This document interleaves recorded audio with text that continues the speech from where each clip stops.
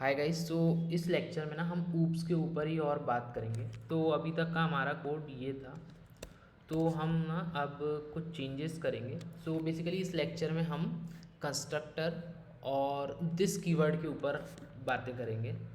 तो let's see, हमारा code अभी तक का ये था और यहाँ पर था p1 डॉट सेज हाई। ठीक है, अब देखिए अभी तक हमने क्या करे थे, एक पर्सन क्लास बना लिए थे, उसके नेम में ए असाइन कर दिए थे, एज में 10 असाइन कर दिए थे और ये फंक्शन कॉल कर दिए थे। तो इससे क्या होता था, मैं आपको ये रन करके बता देता हूँ। सो जावा सी जावा, तो अभी तक ए 10 सेज हाई होता था। ठीक है, अब देखिए ये पर्सन क्लास है, यहाँ पर आप देख रहे होंगे कि यहाँ पे पैरेंथेसिस है। ठीक है, और ये तो फंक्शन कॉल करने पर लगाया जाता है। तो क्या है ना, जब जावा ये वाली ये क्लास बनती है ना पर्सन, तो जावा एक अपना खुद का कंस्ट्रक्टर बना देती है कुछ इस तरीके से, जिसे अगर हम पास करते हैं तो जावा वो यूज़ करती है, नहीं तो वो ये वाला यूज़ करती है। देखिएगा ये मैंने बनाया हूँ ना। और एक चीज़ गौर करने की बात यह है कि जो क्लास का नेम रहेगा वही कंस्ट्रक्टर का नेम रहेगा। अब देखिएगा तो अभी भी सेम आउटपुट आएगा जावा। ठीक है, अब ये इसका यूज़ क्यों होता है, कंस्ट्रक्टर का यूज़ क्यों होता है, देखिएगा मैं कुछ एक लाइन लिखने वाला हूँ। Person p2 equal to new person in, यहाँ पे मैं पास करता हूँ इसे नेम b और एज 20। ठीक है, तो कंस्ट्रक्टर क्या करता है ना, देखिएगा पर्सन इंट एज कॉमा, यहाँ पर पहले हमने नेम पास करें तो string name int age, this dot name equal to name, this dot age equal to age. आप घबराइए मत, ये सारी चीज़ हम वाइट बोर्ड पर स्टेप बाय स्टेप समझेंगे। देखिएगा आप, अगर मैं अब इसे रन करूँगा ना और यहाँ पर लिखूँगा p2 डॉट सेज हाई, तो ये अभी भी एज इट इज़ रन होगा, एरर नहीं देगा। ये देखिए A10 says high, B20 says high. अब देखिए अगर ये हमने खुद का कंस्ट्रक्टर बनाया है, ठीक है, ये है कंस्ट्रक्टर मेड बाय अस, और ये वाला भी जो कंस्ट्रक्टर है constructor made by us similar to Java constructor, जो हमें वो क्लास बनाकर देती है खुद ही, कि अगर आप डिफ़ॉल्ट पास नहीं कर रहे हैं तो मैं ये आपको बनाकर दे देती हूँ। अब देखिएगा अगर यहाँ पर आपने खुद का कंस्ट्रक्टर बना रखे हो ना, लेट सपोज ये हमने खुद का कंस्ट्रक्टर बना रखे हैं, तो फिर जावा अपना नहीं बनाती है। अब मैं अगर इसे रन करूँगा जावा सी, तो ये एरर थ्रो कर दिया। देखिए पर्सन p1, क्या person can not be applied to given types, क्यों, क्योंकि यहाँ पर जो हमने कंस्ट्रक्टर बनाए थे उसमें हम नेम एक्सपेक्ट कर रहे थे एंड एज एक्सपेक्ट कर रहे थे, we are not passing it over here, right. अगर मैं इससे कमेंट आउट करता हूँ ना, तो अब मुझे इस वाली लाइन पर एरर मिलेगी। देखिएगा आप, अभी लाइन नंबर 23 पे मिली थी, अब मुझे लाइन नंबर 28 पर एरर मिली यहाँ पर। क्यों, क्योंकि ये तो हमने जो खुद का कंस्ट्रक्टर बनाए थे उसका यूज़ है, तो जावा ने डिफ़ॉल्ट कंस्ट्रक्टर पास कर दिया क्योंकि यहाँ पर हमने कोई पास नहीं करे थे। अब देखिए अगर मैं ये दोनों अनकमेंट कर दूंगा तभी बढ़िया चलेगा। क्लियर जावा सी, कुछ भूल गए क्या हम, ये कमेंट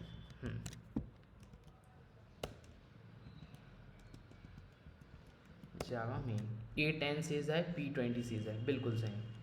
ठीक है, अब मैं ना आपको ये वाला जो कोड है ये मैं वाइट बोर्ड पर ले जाकर आपको इसका मेमोरी एक्सप्लेनेशन करता हूँ कि ये एग्जैक्टली चल कैसे रहा है। यहाँ से हम पिक कर लेते हैं हमारा, और इतना पार्ट हम रख लेते हैं हमारे वाइट बोर्ड पर। ठीक है, यहाँ पर देखिए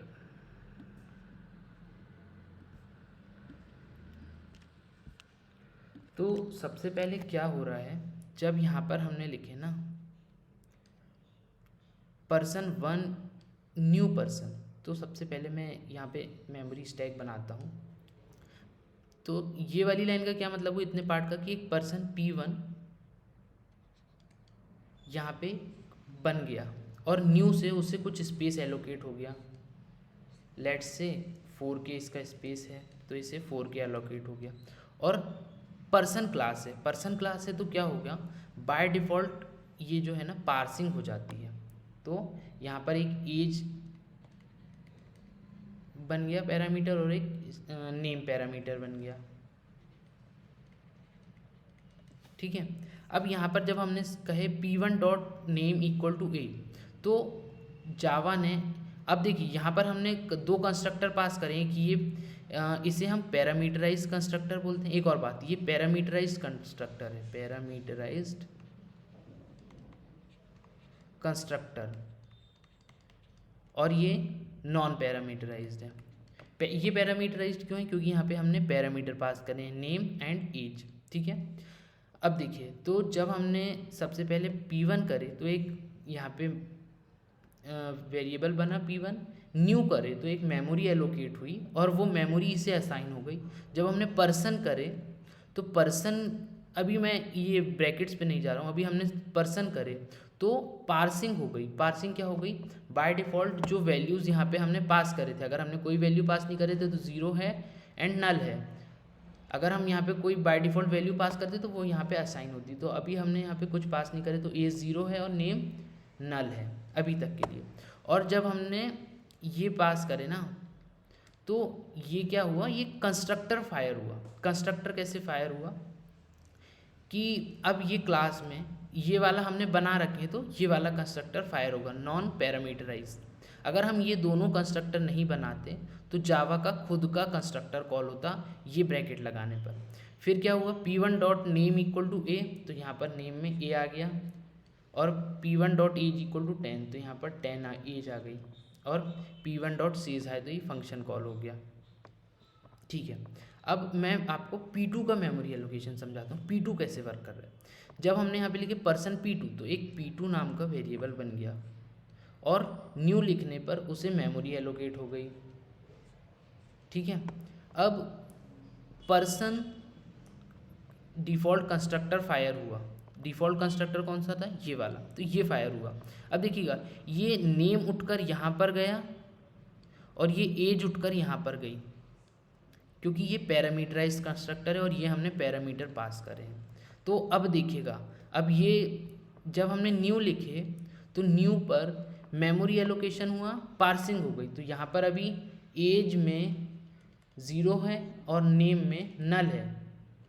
ठीक है, जब हमने यहाँ पर अब पैरामीटर पास करे इसे तो ये वाला कंस्ट्रक्टर फायर हुआ और यहाँ पर नेम में आ गया B और एज में आ गया 20 और दिस डॉट नेम। अब देखिए बहुत ध्यान से समझिएगा ये क्या हुआ। अब क्या होगा ना, जब हमने ये कॉल करे पैरामीटराइज कंस्ट्रक्टर तो ये एक पैरामीटराइज कंस्ट्रक्टर बन गया। ठीक है, इसमें 3 चीज़ें एलोकेट हुई। सबसे पहले हमारा एक स्ट्रिंग नेम था तो ये एक नेम वेरिएबल बना, फिर एक एज थी, एज वेरिएबल बनी, और बाय डिफ़ॉल्ट ने दिस वेरिएबल बन जाता है जो कि इनको पॉइंट कर रहा होता है, इस क्लास के वेरिएबल्स को। ठीक है, तो नेम में हमने B पास करें, एज में 20 पास करें, और दिस इनको पॉइंट कर रहा होता है। तो दिस डॉट नेम मतलब अब क्या हुआ, ये वाली मेमोरी, ये जो 5K मेमोरी है, ठीक है, ये 5K मेमोरी को पॉइंट कर रहा है। तो दिस डॉट नेम मतलब 5K की मेमोरी के नेम में B लिख दो और एज में 20 लिख दो, तो ये 20 लिख दिए। और जब ये लाइन चल के ख़त्म होगी ना तो ये सारा कुछ इरेज हो जाएगा, ये सब कुछ इरेज हो जाएगा। और जब ये इरेज होगा ना तो बाय डिफ़ॉल्ट ये जो दिस है ना ये अपने आप को रिटर्न कर देता है। तो इसने रिटर्न करा और P2 में क्या आया 5K। तो अब P2 इस मेमोरी को पॉइंट कर रहा है। आई होप आपको समझ में आया होगा। मैं P2 के लिए एक बार आपको फिर से इटरेट करके बताता हूँ पूरा। बिल्कुल घबराने की ज़रूरत नहीं, मैं एक एक लाइन आपको समझाऊंगा, क्योंकि ये ना मेमोरी आपको समझना बहुत ज़रूरी है, क्योंकि एमसीक्यूज़ में ये बहुत बार भी पूछा जाता है। देखिएगा, ये है जब हमारा पर्सन P2 चला तो एक P2 वेरिएबल बना, न्यू तो एक नई मेमोरी बनी। मेमोरी किस टाइप की है? मेमोरी है पर्सन क्लास टाइप की, तो उसमें एक एज होगा जो कि 0 है और नेम नल है, ठीक है, और ये 5K को पॉइंट कर रहा है। अब पर्सन ये जब हमने लिखे ना, तो ये कंस्ट्रक्टर कॉल हुआ, कौन सा? Parameterize constructor. तो जब पैरामीटराइज कंस्ट्रक्टर कॉल हुआ तो क्या क्या होगा? सबसे पहले यहाँ पर एक नेम नाम का वेरिएबल बना, ठीक है, फिर यहाँ पर एक एज नाम का वेरिएबल बना, और बाय डिफ़ॉल्ट एक दिस वेरिएबल बन गया, ठीक है, जो कि इटसेल्फ 5K को पॉइंट कर रहा है।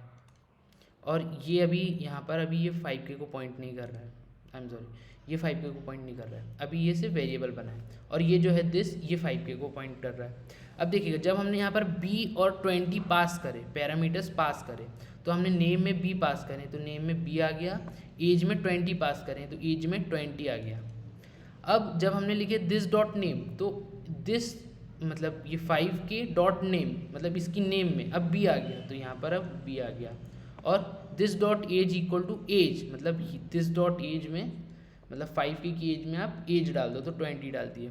और जब ये कंस्ट्रक्टर का काम ख़त्म हुआ तो ये अपने दिस को अपने आप रिटर्न कर देता है। तो जब ये रिटर्न हुआ तो ये सारा कुछ उड़ गया और 5K रिटर्न हो गया। तो 5K जो रिटर्न हुआ वो अब P2 में आ गया और P2 अब इसे पॉइंट करने लगा। तो इस तरीके से चल रहा था। अब देखिएगा, अपन अब कुछ चेंजेस करेंगे, जैसे कि यहाँ पर हमने अब देखिएगा, अगर मैं ये दोनों लाइनें रहने देता हूँ और अगर मैं ये वाला हमारा पैरामीटराइज कंस्ट्रक्टर उड़ा देता हूँ, लेट सपोज कमेंट कर देता हूँ, तो अब ना मुझे इस लाइन पर एरर मिलेगी। क्यों? क्योंकि हमने जो कंस्ट्रक्टर बनाया वो नॉन पैरामीटराइज थे। अगर मैं ये भी उड़ा देता हूँ तभी भी मुझे ये लाइन पर एरर मिलेगी। क्यों? क्योंकि जावा ने अपना जो कंस्ट्रक्टर बनाया है उसमें वो पैरामीटर एक्सपेक्ट नहीं करता, वो एक डिफ़ॉल्ट कंस्ट्रक्टर रहता है। देखिएगा जावा सी, देखिए 26 नंबर लाइन पर एरर आई, ठीक है। अब अगर मैंने ये वाला कंस्ट्रक्टर अपना ट्रिगर कर दिया तो जावा अपना अब डिफ़ॉल्ट कंस्ट्रक्टर नहीं प्रोवाइड करेगा, और डिफ़ॉल्ट कंस्ट्रक्टर नहीं प्रोवाइड करेगा तो ये वाली लाइन पे एरर आएगी, क्योंकि हम अब पैरामीटराइज कंस्ट्रक्टर एक्सपेक्ट करें। लाइन नंबर 21 पर एरर है, ठीक है। अब अगर मैं ये वाला अनकमेंट कर देता हूँ तो अब कहीं पर एरर नहीं आएगी। ये देखिएगा, क्लियर, जावा सी बढ़िया रन हो गया। अब देखिए, मैं इसको भी कमेंट करता हूँ, इसको भी कमेंट करता हूँ और इसको भी कमेंट करता हूँ। अब मैंने कोई कंस्ट्रक्टर पास नहीं करा, तो अब क्या करेगी जावा अपना खुद का कंस्ट्रक्टर बनाएगी। अब देखिएगा, जावा सी जावा 810 सीज है, जावा ने अपना खुद का कंस्ट्रक्टर बनाया और उसे पास कर दिया। तो अब मैं आपको कुछ की पॉइंट्स बताता हूँ इसमें रिमेंबर करने वाले। तो देखिएगा, हमें कुछ स्टेप्स हैं जो याद रखनी है जब ये होता है। तो याद क्या रखनी है वो तो आपको खुद ही समझ में आ जाएगा। सबसे पहले क्या होता है, मेमोरी एलोकेशन, ये सबसे पहला काम होता है। फिर सेकंड नंबर पे क्या काम होता है, सेकंड नंबर पे काम होता है पार्सिंग मेमोरी। अब देखिए मैं आपको दिखाता हूँ, ये हमने P2 बनाए, इसको मेमोरी एलोकेट कर दिए और मेमोरी एलोकेट हो गई। इसमें क्या है, ये पर्सन लिखने से मेमोरी एलोकेट हो गई। इसमें क्या है, एज है और एज 0 है और नेम नल है, ठीक है। अब पार्सिंग हो गई। तीसरा क्या होता है, कंस्ट्रक्टर फायर होता है। कंस्ट्रक्टर फायर हुआ तो ये कुछ बन जाता है। उसमें अगर कुछ वेरिएबल्स हैं तो वो आ जाते हैं, जैसे एज हो गई, नेम हो गया और दिस कीवर्ड बाय डिफ़ॉल्ट आ गया, ठीक है। तो कंस्ट्रक्टर में भी कुछ स्टेप्स होते हैं।